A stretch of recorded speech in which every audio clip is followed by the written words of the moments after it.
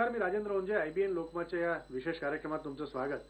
आज आपण एका अशा व्यक्तीला भेटणार आहोत ज्या व्यक्तींनी त्याच्या मनातल्या व्यथा आणि सबंध आयुष्यामध्ये जे सोसलं त्यांनी ते पुस्तकरूपी आत्मचरित्र म्हणून पुढे आणताना आपण त्यांना पाहतोय. किंबहुना त्या पुस्तकातनं त्यांच्या भावना, त्यांच्या वडिलांविषयीच्या अनेक घडलेल्या गोष्टी आणि त्यांच्या वैयक्तिक आयुष्यामध्ये झालेले सगळे बदल ते कशामुळे झाले, कोणत्या गोष्टीमुळे झाले आणि आजपर्यंत इतकं शांतपणे सगळं आयुष्य जगत असताना आज या उतार वयामध्ये हा मुद्दा घेऊन त्यांना समोर काय यावंसं वाटलं याविषयी आपण बोलणार आहोत. कारण विषय इतका गंभीर आहे. पंडित भीमसेन जोशी यांचे मोठे चिरंजीव राघवेंद्र जोशी यांनी गाणाऱ्याचं पोर असं नावाचं एक पुस्तक लिहिलं आहे आणि त्या पुस्तकात स्वतःचं आत्मचरित्र लिहित असताना वडिलांबद्दल आणि त्याचबरोबर दरम्यानच्या काळात जेव्हा वडिलांनी दुसरं लग्न केलं त्यानंतर सगळ्या घटना असतील आणि त्यानंतर त्यांना सोसावा लागलेला मनस्ताप असेल याचा सगळा उलगडा या पुस्तकात त्यांनी करण्याचा प्रयत्न केलाय. का नेमकं त्यांना हे लिहावंसं वाटलं आपण त्यांच्याकडनं जाणून घेणार आहोत. नमस्कार राघवेंद्रजी, IBN लोकमतमध्ये स्वागत तुमचं. गाणाऱ्याचं पोर हे पुस्तक तुम्ही लिहिताय, आत्मचरित्र तुम्ही लिहिलेलं आहे. का तुम्हाला ह्या भावनेला स्पर्श करावासा वाटला इतक्या वर्षानंतर? मला सोसावं लागलेला मनस्ताप आहे, पण त्याच वेळा भीमण्णांचं गाणंही आयुष्यभर माझ्या बरोबर असल्यामुळे त्याचं काही विशेष आयुष्यात वाटलं नाही. हे पुस्तक लिहिण्याचं कारण म्हणजे खूप दिवसापासून बरेच लेख मी लिहित होतो. मोठ्या मोठ्या लेखकांशी कधीतरी बोलण्याचा योग आला. असंच एकदा माझ्याकडे SL भैरप्पा आले होते. ते कन्नड होते. मला कन्नड बोलता येतं, लिहिता येत नाही. अख्खं आयुष्य महाराष्ट्रातच गेलं आणि मग त्यांच्याशी ज्या गप्पा झाल्या तेव्हा त्यांना माझ्या बोलण्यातनं बरंच काही मिळत होतं. भीमण्णाविषयीची माहिती जी कधीच जगासमोर नव्हती त्या गोष्टीबद्दलही आम्ही बोललो आणि मग माझ्या एकूण बोलण्यातनं त्यांच्या लक्षात येत होतं की माझ्यात कुठेतरी एक लेखक दडलेला आहे. दुसऱ्या दिवशी ते म्हणाले, एवढ्यावर माझं समाधान झालं नाही, आपण दोघं परत पुणे युनिव्हर्सिटीच्या कॅम्पसमध्ये भेटू, दोघंच बसूया आणि तू परत मला सगळं ऐकव. आणि मी तिथे जे काही बोललो त्याच्यावरनंच माझ्या लक्षात आलं की आपल्याजवळ सांगण्यासारखं खूप आहे. या सगळ्यातनं अंतर्मुख होताना मला आमचं सर्व घर जे कायम एका पडद्यामागे लपलेलं होतं, आईच्या वेदना, माझ्या बहीण भावंडांच्या वेदना, आम्ही सोसलेल्या गोष्टी, भीमण्णांनी काही केलं नाही असं अजिबात नाही. भीमण्णांनी आमची काळजी केली, आम्हाला आवश्यक एवढं शिक्षण दिलं, मुलींची लग्न केली, हे सगळं केलं. पण हे एका सामान्य वडील जेवढं करतील तेवढं त्यांनी अतिशय आत्मीयतेने केलं. पण आमचे वडील बऱ्यापैकी आमच्यापासून दूर होते आणि पुढे त्यांचा जो कीर्तीचा आणि समृद्धीचा आलेख आहे त्या समृद्धीबरोबर मात्र आम्ही कधीच नव्हतो. आम्ही मिळवायला लागलो होतो. मी 70 सालीच नोकरीला लागलो. मी संरक्षण उत्पादन विभागात नोकरी सुरू केली आणि आमच्या ह्या कुटुंबाची वडिलांना तशी काही काळजी चुरली नाही आणि एका भागाने आम्ही सर्व वेळ आयुष्यात एकच आईनी शिकवलं तसं की ह्यांच्या कीर्तीच्या, ह्यांच्या यशाला कुठेही गालबोट लागेल असं आपलं वागणं समाजात असता कामा नये. ते त्यांच्या पुढच्या सर्व मिळणाऱ्या गोष्टींना अडथळा ठरू शकेल. मला तर स्वतःला ते भारतरत्न त्यांना मिळणं ह्याच्यातच फार मोठं समाधान होतं, कारण त्याच्या इतका आनंद कशातच नव्हता. काय नेमकं असं घडलं जे काही दिवसांपूर्वी छापून सगळीकडे आलं की भीमण्णांच्या आयुष्यामधल्या काही घडामोडी असतील जेणेकरून तुम्ही म्हणालात लाईमलाईट मध्ये मी नाही आलो, आमचं कुटुंब पूर्णपणे एका बाजूला राहिलं. आणि जेव्हा हा सगळा मुद्दा समोर आला तेव्हा कुठेतरी जगाला कळलं की भीमण्णांची 2 लग्न झाली होती. तोपर्यंत लोकांना माहितीच नव्हतं. तर हे जे आयुष्यातले प्रसंग आहेत, कारण सगळ्यात मोठा मुलगा म्हणून तुम्ही पहिल्यापासून ते बघितलंय. हेच की आम्ही समाजात अस्तित्वच नाही असं जेव्हा प्रचार केला जातो आणि आम्ही एखादा माणूस ते मूकपणे सहन करतो, त्याचं काय दुःख असेल हे ज्यांना जाणीव आहेत त्यांनाच कळू शकतं. माझ्या आईनी तर खूप काही भोगलं. एका सवाईतला प्रसंग सांगू मी. एकदा असं झालं, भीमण्णांची साठी होती आणि आर्य संगीत प्रसारक मंडळ म्हणजे जे सवाई गंधर्वाचा महोत्सव करतात त्यांनी भीमण्णांचा सत्कार केला. व्यासपीठावर भीमण्णांचा आणि त्यांच्याबरोबर त्यांचाही सत्कार झाला. समोरच आई बसली होती आणि माझं सहज तिच्याकडे लक्ष गेलं. तिच्या डोळ्यातून घळाघळा पाणी येत होतं आणि माझ्याही अंगावर कोणीतरी गारपणे अचानक ओतल्यासारखं झालं. त्याच वेळी मागे बसलेल्या 2 बायका आपापसात बोलत होत्या. ती बघ भीमसेनची बायको कशी आहे ना. साध्या सुध्या साडीतल्या माझ्या आईविषयी त्या कॉमेंट्स होत्या. अशी माणसं कधी दुसऱ्याच्या भूमिकेत शिरतच नाहीत का? 3 मुलं झालेली असताना आपल्या संसारावर घाला पडलेल्या स्त्रीनी अशा वेळी साज शृंगार करून कसं बसणं शक्य होतं हे एकदा तरी अशांच्या मनात यायला हरकत नाही. हे माझ्या आईने भोगवलं. ह्या अशा झालेल्या गोष्टी नकळत किंवा कळत ज्या झाल्या त्या लोकांपर्यंत आता तरी पोचवाव्यात. कधीतरी ह्या कुटुंबाचं आमचं योगदान भीमण्णांच्या आयुष्यात काय होतं, आईचं आमचं, आम्ही शांतपणे सहन केलं, मूकपणे राहिलो. म्हणून भीमण्णांच्या यशाला कुठेही तोपर्यंत कीर्तीला काळीमा लागला नाही. कारण ह्या सगळ्या गोष्टीचा सुद्धा त्यांच्या दुसऱ्या कोणी लोकांनी फायदा घेतला असता आणि भीमण्णा भारतरत्नपर्यंत पोहोचणं मला वाटतं जरा त्याला पण आतापर्यंत तुम्ही अण्णांच्या त्या प्रतिमेला धक्का लागू नये म्हणून पूर्णपणे अण्णांच्या याला जपलं, त्या कीर्तीला जपलं. पण आता हे सगळे मुद्दे समोर आल्यानंतर कुठेतरी अण्णांच्या त्या प्रतिमेला धक्का लागेल असं तुम्हाला वाटतं? नाही, मला अजिबात तसं वाटत नाही. कारण अण्णांच्या प्रतिमेला कोणीही लावायचं म्हटलं तरी धक्का लागू शक्य नाही. कारण भीमण्णा अशांचा जन्मच मुळी इतका महान कलावंत असतो. ते त्यांचं जगणं हे ते कुठेतरी जगत असतात. त्यांना सगळं विश्वच त्यांचं घर असतं. ते इथे असले काय, तिथे असले काय. मला एक सांगा की जितक्या आत्मीयतेने तुम्ही ह्या सगळ्या गोष्टी समोर मांडताय, जेव्हा अण्णांचं दुसरं लग्न झालं तेव्हा तुमच्या कुटुंबापासून दुरावा कोणत्या कारणांमुळे झाला? की अण्णा तुम्हाला फारसे भेटायचे नाहीत किंवा तुमचं संभाषण व्हायचं नाही? नाही, इथे हे सर्व काहीतरी प्रचारी ताटाचं जे आतापर्यंत लिहिलं गेलं काही चरित्र, काहींच्यात माझ्यासाठी 4 ओळी आहेत, आईसाठी 1 ओळ आहे. आणि हेच मला की ह्या सर्व कुटुंबावर म्हणजे इथे पुण्यात यायच्या अगोदर 7 ते 8 वर्ष संसार झालेला, त्याच्या अगोदरचं आयुष्य मोठ्या उत्तम सुसंस्कारित घरात कर्नाटकात वडील भावंड ह्यांच्याबरोबर घालवलेली, 2 भावंडांची जबाबदारी घेऊन त्यांना कॉलेजमध्येही 2-3 वर्षाचं शिक्षण भीमण्णांनी लग्न झाल्यावर केलं. सर्व सुरळीत आणि आनंदात चालवलं होतं. अशा वेळी भीमण्णा भेटत नव्हते. हे सगळं इथे आम्ही जिथे राहत होतो ते घर आणि हे घर ह्यात फक्त 2 फर्लांगाचं अंतर होतं. भीमण्णा मनातील तेव्हा 2-2दा 3-3दा घरी येऊन जात होते. प्रेमाने आईशी बोलणं वागत होते. खूप वेळा रात्रभर इथेही असायचे, तिथेही असायचे. बरं, आमच्या आईला भेटायला जी धर्मपत्नी, तिला भेटायला कोणाच्या परवानगीची भीमण्णांना गरजच नव्हती. 3 मुलं झालेल्या बायकोला ज्या प्रेमाने ते बघायचे ते सारखंच होतं. 76ला त्यांचं मोठं ऑपरेशन झालं. त्यानंतर अण्णा बहुतांश वेळा हॉस्पिटलच्या त्यांच्या सारखा संबंधाला किंवा उपचार सुरू होते.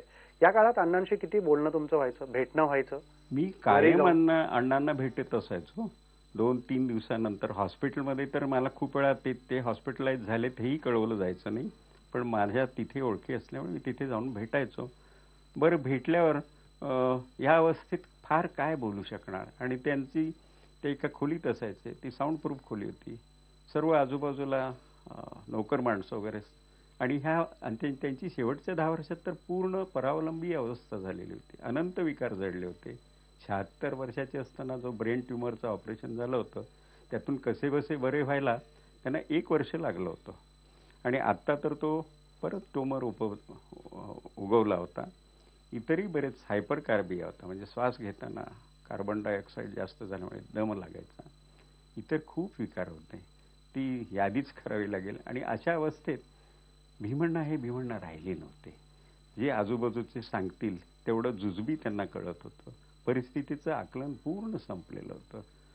अशा अवस्थेत त्यांना व्हीलचेअरमधनं बाहेर नेलं जायचं हे दुःखदायक होतं. अशा रीतीचं, म्हणजे माझ्या शब्दात सांगायचं झालं तर थोडं तिखट वाटेल, विकलांग बापाचं असं मार्केटिंग जगात कोणी केलं नसावं असं माझं स्वच्छ मत आहे.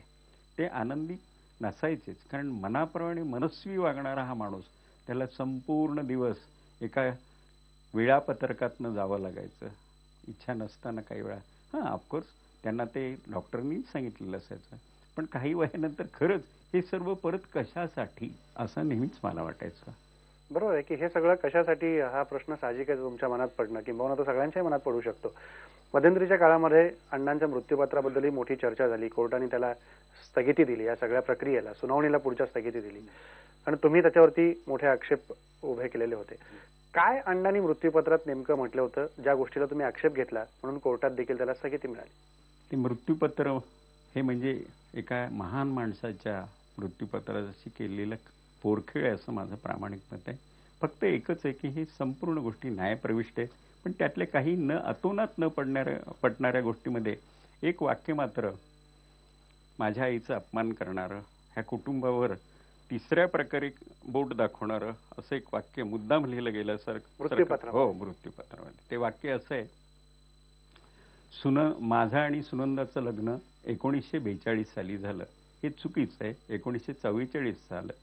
बरं ठीक आहे, तो डिटेल्सचा प्रश्न असेल. पुढचं वाक्य, सुनंदापासून मला राघवेंद्र, उषा, सुमंगला आणि आनंद ही अपत्ये झाली. वाक्य संपलं. पुढचं वाक्य, सुनंदा आणि मी लग्नानंतर केवळ काही महिनेच एकत्र राहिलो, नंतर ती मुलांना घेऊन वेगळी राहायला लागली. ह्याचा काय अर्थ होतो हेच मला कळलं नाही. काही महिने अण्णांनी लिहिलंय की कोणी बदल केलाय?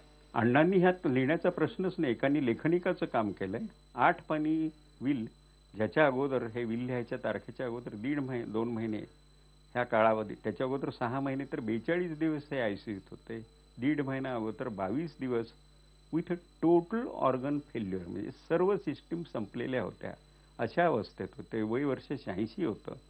काहीही स्वतंत्रपणे करता येत नव्हतं. हे साल कोणतं होतं अण्णांनी विल लिहिलं ते? 2008.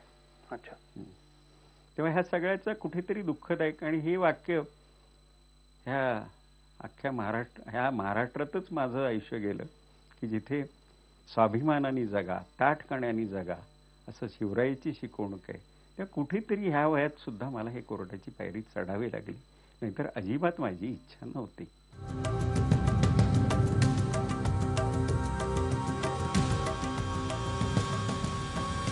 या निमित्ताने राघवेंद्रची अशी चर्चा वेगळी सुरू झाली की मृत्यूपत्राचा मुद्दा असेल किंबहुना तुम्ही लिहिलेलं पुस्तक असेल, याच्यातनं कुठेतरी भीमसेन बदनाम होत आहेत असं मला अजिबात वाटत नाही. मला ह्याच्यावर जगातल्या सर्व मोठ्या महान व्यक्तींच्या बद्दल त्यांचं व्यक्तिमत्व पूर्ण जगाला कळावं आणि त्याप्रमाणे लिहिलं जावं असं युरोपमध्येही पद्धत आहे, असं 2-3 मोठ्या लेखकांनी मला सांगितलं होतं. आणि आता भीमण्णा गेलेत, त्यांना आमच्याकडून दुःख व्हायचा काही प्रश्नच नाही. पण हे करून त्यांच्या करवी ज्या गोष्टी ज्यांनी करून घेतल्या आणि परत असला हा खोडसाळपणा ज्यांनी केला. कोण माणसं आहेत ही खोडसाळपणा करणारी माणसं कोण आहेत? तुम्ही स्पष्टपणे बोला, जगाला ती नावं कळू द्या. खोडसाळपणा ज्यांनी हे विल तयार केलं खोटं, ते तीच खोडसाळ माणसं, आणि विल त्यांच्याकडे होतं. म्हणजे त्याच्यावरूनच तुम्ही समजून घ्या कोण असणार ते. आणि ह्यात ज्यांनी प्रमुख भूमिका बजावली आहे ते लेखनिक म्हणून झालेले आहेत, आणि त्यांनी सांगितलं मी लिहितो, हे त्यांनी सांगितलं मी लिहितो. कोण आहेत? तुम्ही नावं घ्या, काही हरकत नाही. नावं घेऊन जी माणसं आहेत ज्यांनी दुरावा 2 कुटुंबात निर्माण केला, एकाच कुटुंबात 2 भाग करण्याचा प्रयत्न केला, अशी नाही. त्यात नावं घेण्यासारखी लोक पडद्याआडच आहेत परत, कारण त्यांनी आपलं नाव कुठेही येऊ दिलेलं नाहीये. आणि अशा ह्या सगळ्याच्यात ही भित्रूट लोक आहेत. मला असं वाटतं जे करेल ते निधड्या छातीने करायला पाहिजे होतं, आणि हे असलं काही करायची गरज नव्हती. परत त्यात विल मध्ये सवाईचाही विषय आणलाय. सवाईविषयी एक मी तुम्हाला अतिशय अंतर्गत किस्साही सांगतो. 2006 साली भीमण्णांच्या ह्या प्रकृतीच्या अस्वास्थ्यामुळे सवाईकडे कोणाचं लक्षच नव्हतं, म्हणजे आत्ता जे आहेत त्यांचंही नव्हतं. आणि अशी एक कुणकुण मला लागली, आणि 2 ट्रस्टींनी, मी त्यांची नावं नाही सांगत, मला फोन करून सांगितलं, अरे राघू, भीमण्णा तुझं ऐकतात, तेव्हा बघ काहीतरी ते मीटिंग घ्यायला सांग. इतक्या जवळ वेळ आली आणि अजून काहीच झालं नाही. तेव्हा दुसऱ्या दिवशी ते अशा अवस्थेत असताना मी शेजारी बसलो होतो. खूप वेळा मी त्यांच्याशी कन्नडमध्येच बोलायचो, कारण मला दुसऱ्यांना ते कळावं ह्याची अजिबात इच्छा नसायची. त्याप्रमाणे मी त्यांना एवढीच विनंती केली, भीमण्णा. त्यांना भीमण्णा म्हटलं कीच त्यांना कळायचं की मी राघू आहे. भीमण्णा, इतका मोठा तुम्ही सवाईचा व्याप वाढवला, एक मोठा वटवृक्ष लावला, एक मोठं व्यासपीठ नव्या कलाकारांसाठी निर्माण केलं, ते सवाई अजून ह्या वर्षी होणार नाही असं मी ऐकतोय, त्याचं काय झालं? कोण म्हणालं, कोण म्हणालं, हिंग्यारंदरू, म्हणजे असं कोण म्हणालं असं म्हणत भीमण्णांनी दुसऱ्याच दिवशी मीटिंग बोलवली. हे त्या ट्रस्टीकडनंच कळलं, आणि मग परत सवाई सुरू झाला.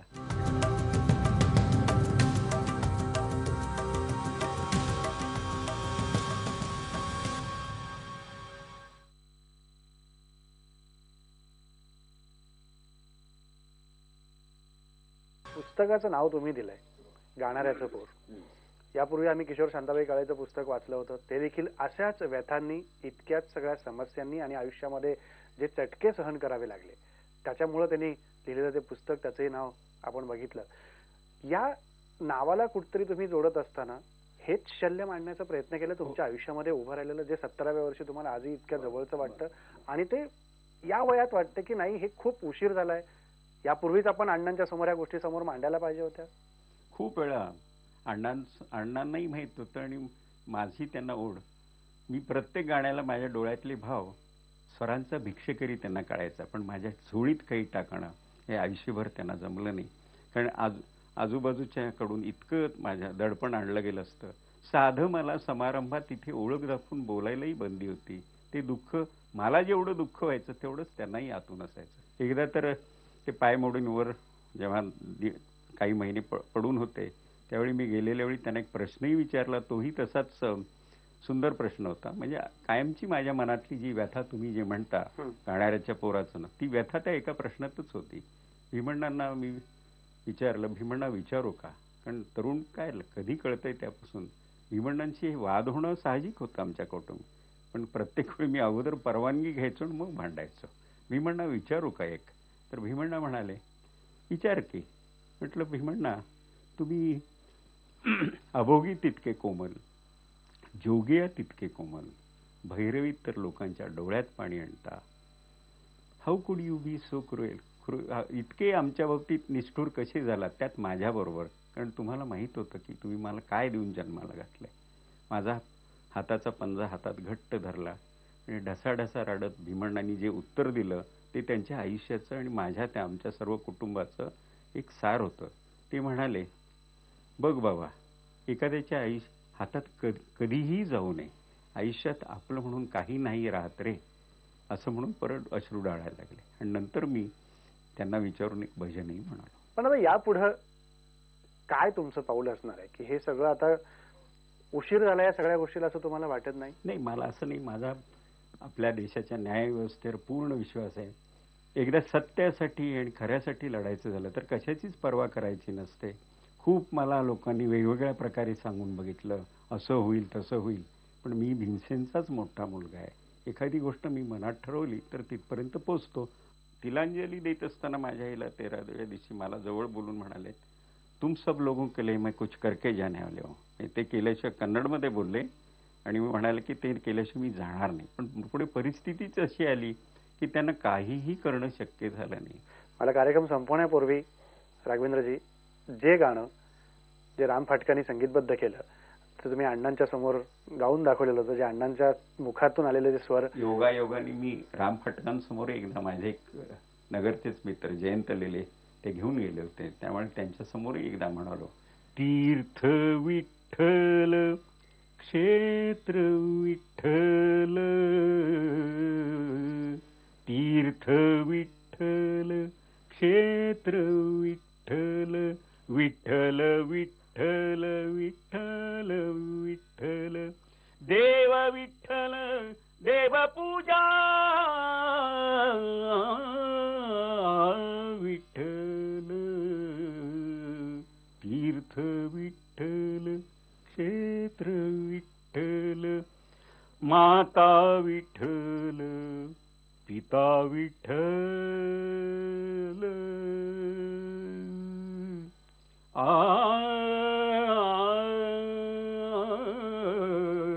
माता विठ्ठल पिता विठ्ठल, बंधू विठ्ठल गोत्र विठ्ठल, तीर्थ विठ्ठल क्षेत्र विठ्ठल, विठ्ठल विठ्ठल विठ्ठल विठ्ठल, गुरु विठ्ठल गुरुदेवता विठ्ठल.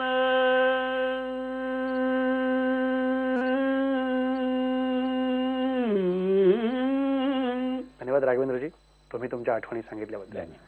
इथंच थांबू. पहा फक्त IBN लोकमत.